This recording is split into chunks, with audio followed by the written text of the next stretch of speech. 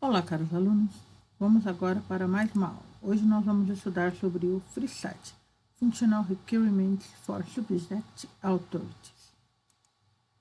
O FRISAT foi a terceira modelagem conceitual feita pela IFA para o desenvolvimento da RDA. Ele foi desenvolvido inicialmente com o nome de FRISAR, tá? Com um grupo de trabalho que se formou em 2005. O grupo de trabalho FRISAR 2005 e o grupo de trabalho FRANAR de 99 a 2009 trabalharam paralelamente para desenvolver modelos na sequência do FRBR. Lembre que o grupo FRANAR foi o que desenvolveu o FRAD. Em julho de 2009, o FRISAR publicou seu relatório final dos requisitos funcionais para dados de autoridades de assunto para uma revisão mundial. O grupo de trabalho FRISAR se propôs a construir um modelo conceitual das entidades do grupo 3 do FRBR relacionado com o conhecimento das obras, ou seja, a parte de representação temática. Proporcionar um marco de referência estruturado e claramente definido para relacionar os dados de autoridade de assunto com as necessidades dos usuários.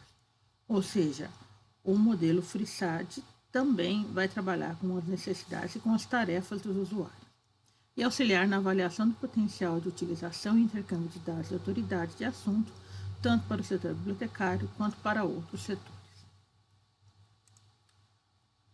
Nesse sentido, o grupo de trabalho FRISAR desenvolveu o FRISAT.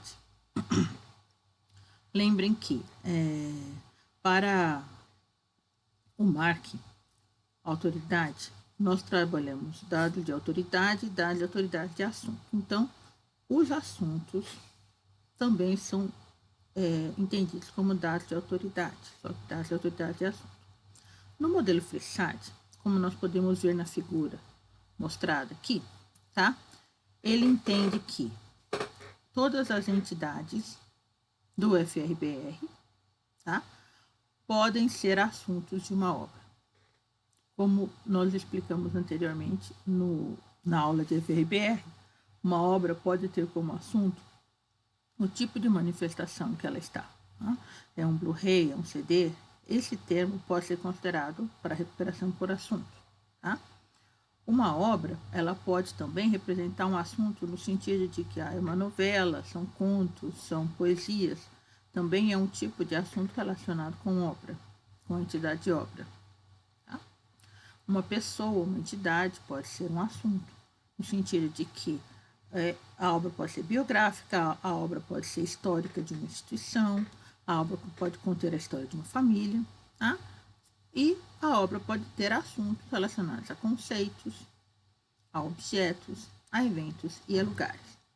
Nesse sentido, o FRISAT ele considerou que todos os assuntos que eu extrair das entidades bibliográficas, nós vamos chamar de temas.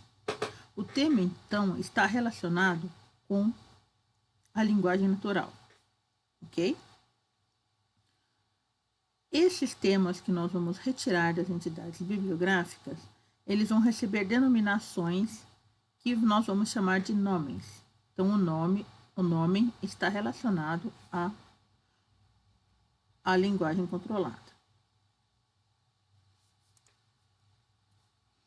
Então, o grupo de trabalho FRISAR introduziu duas novas entidades ao modelo, o tema e o nome. O tema, qualquer entidade utilizada como assunto de uma obra, e o nome, qualquer símbolo ou sequência de símbolos com os quais se conecta, com os quais se conhece, se refere ou se aborda um tema. Ou seja, o nome ele não está relacionado apenas ao vocabulário controlado, ao termo controlado. Ele também está relacionado ao símbolo, ou seja, à anotação, ao sistema de classificação utilizado. A entidade tema é uma superentidade ou superclasse das entidades do FRBR. É qualquer entidade utilizada como assunto de uma obra. Defini-lo como uma superentidade permite uma modelagem dos relacionamentos e dos atributos em um nível mais geral e abstrato. Então, nós podemos ver aqui que uma obra ela vai ter como assunto um tema. E um tema poderá ser assunto de uma ou de várias obras. Nesse sentido, nós entendemos que uma obra, ela vai ter como assunto ou como tema qualquer informação contida nas entidades do grupo 1, do grupo 2 ou do grupo 3, principalmente do grupo 3, que é o grupo relacionado especificamente a assunto. Já o nome, ele é usado como sinônimo de nome próprio. É uma superclasse da entidade do frade. Em geral, o relacionamento é uma relação muitos para muitos. Então, eu posso ter um tema, pode ser denominado por vários nomes, e um nome pode denominar vários temas. Mas, em um determinado vocabulário controlado, um nome deve denominar só um tema. Ok? Por exemplo, se o nome for um número de classificação, ele pode estar relacionado a um tema específico, mas esse tema pode estar relacionado a vários números de classificações diferentes. Okay? Bem, o FreeSAD também ele traz atributos de tema. A entidade tema é muito abstrata e seus atributos são dependentes da implementação e podem variar. Podem ser organizados a partir de uma categoria, classe ou tipo. Seus atributos vão variar de acordo com o modelo utilizado. Então, aqui, como atributo de tema, nós temos a categoria, classe ou tipo. Aí, a categorização dos assuntos que eu definir é que vai complementar ou que vai preencher essa informação do atributo. Tá? Então, se eu for categorizar os assuntos do meu acervo, eu é que vou definir essas categorias, classes ou tipos. Tá? E a nota de aplicação. Um texto que descreve ou define o tema ou especifica seu alcance em um sistema de autoridade a assunto concreto. Então, aquele assunto, a aplicação dele numa área específica, ela vai ser informada na nota de aplicação. Então, a entidade tema, ela tem basicamente apenas esses dois atributos. Já os atributos de nome, listados no próximo slide, representam os atributos gerais mais comuns. Nem todos são aplicáveis em todos os casos. E a lista não é abrangente. É lógico que em algumas unidades de informação eu posso ter novos atributos para nome. Além dos atributos gerais propostos apresentados aqui, deve haver atributos adicionais específicos da implementação local. Tá? Então, aqui nós temos os atributos de nome. Tipo de nome, categorias com às quais o nome pertence, lembrando que quem vai definir as categorias é a unidade de informação, o esquema, o vocabulário controlado pelo qual se estabelece o nome. Se a minha unidade de informação utilizar um determinado vocabulário controlado, eu vou especificar aqui qual é esse vocabulário controlado que ela utiliza. A fonte de referência, aonde que eu encontrei esse nome, o tipo de dado no qual ele expressa, alfanumérico, som, o idioma do nome e o alfabeto usado para a expressão do nome.